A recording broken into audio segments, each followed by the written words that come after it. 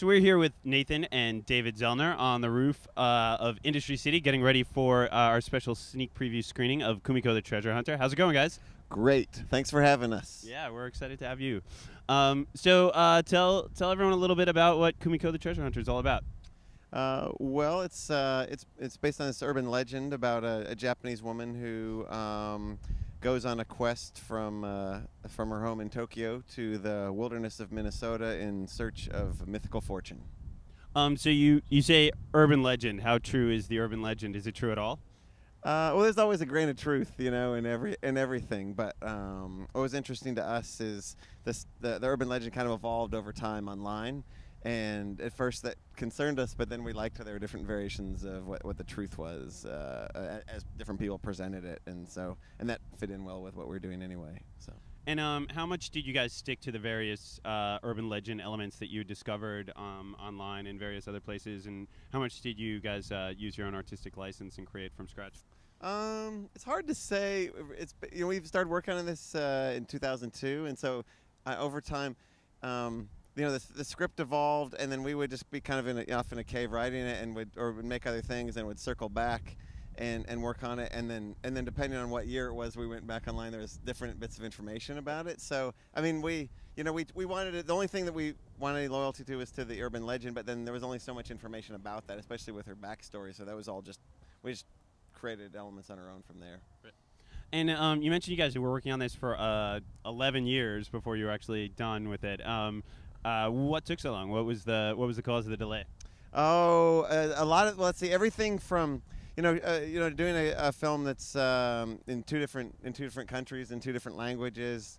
Pulling together financing for that isn't as fast as other things would be, and then also having it line up schedule-wise perfectly where we needed to shoot in the dead of winter, and we needed Japan, to line up with that. And so if anything slid like a month or something, we were, screwed for another year. So just having, because it's basically, it was almost like we shot two different features back to back and had to have, everything fit in place. And so, it was easy for a year to go by or a couple years before we could have all those elements, line up perfectly again. And how was shooting? I guess two questions. First of all, how was shooting in Japan? Were there any weird obstacles that you didn't anticipate with shooting there? And then shooting in the dead of winter back here. I mean, having seen that film, I get chilly just thinking about it. How did you guys actually pull it up?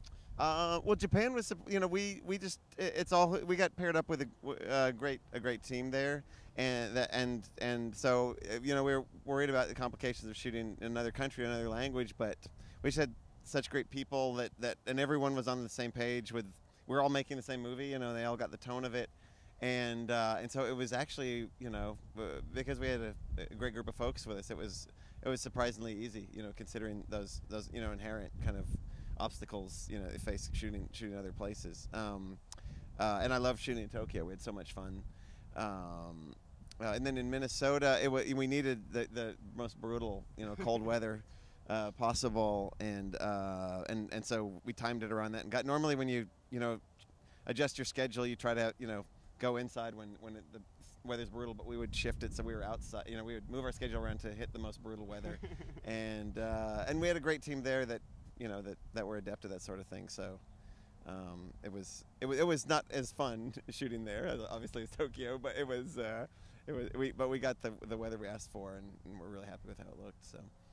And have you guys shared this film with any of the Fargo people? Have the Coen brothers seen the film, or not that we know of? Yeah, hopefully someday. Yeah. I can't believe that they're not dying out of curiosity just to see it. I mean, maybe they've snuck into the back of a screening somewhere. Who knows? Yeah. Other question I had was, you guys worked on so many films together now. How do you guys share your responsibilities on set and decide who's directing and who's producing on different projects, and sort of the breakdown of labor? How do you guys work it? Well, we've done it so long. I mean, we're just doing this as just an extension of home movies from when we were kids, and so it just I don't know, everything. We just kind of have a shorthand. But I mean, I'm the director, Nathan producer, and we both write, and he does most of the editing and sound design and things like that. But there's never a clear boundary. There's a lot of breathing room and for involvement all the way through. Yeah, so it really overlaps a lot. So I mean, we all kind of the thing we do is make sure that we're both on the same page before we waste anyone else's time with Right. a project. So we kind of get a lot in stuff. Yeah, you figured don't out. want like the brotherly bickering on set Exactly. in front of everybody else. It's better behind closed doors. And my other big question, which I haven't even had a chance to talk to you guys about in person outside of this interview, but just talk a little bit about. I mean, loved all your films, but this one is such a step up in terms of the epic scope of it, and the production values are tremendous. I mean, it looks great and sounds great, like on a whole new level for you guys. I mean, obviously you guys had a bit more of a budget to work with than you've had with other stuff.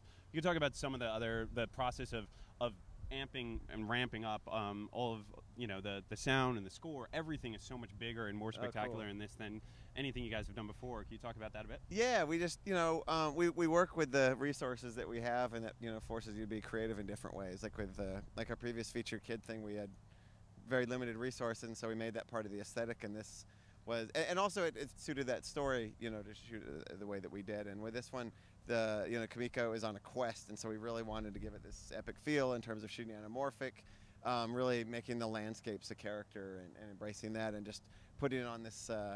Even though it's a character piece in a lot of ways, it just put it on this kind of epic scale since it's all from her point of view. And so it was really fun to step it up as still modest by Transformers standards, but it was fun to. It is true. It is modest by Transformers.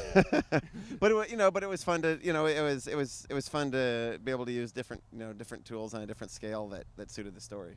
Great. Well, congratulations, guys. I love the movie, and we're excited to show it tonight. Cool. Thanks so much. Excited to be here.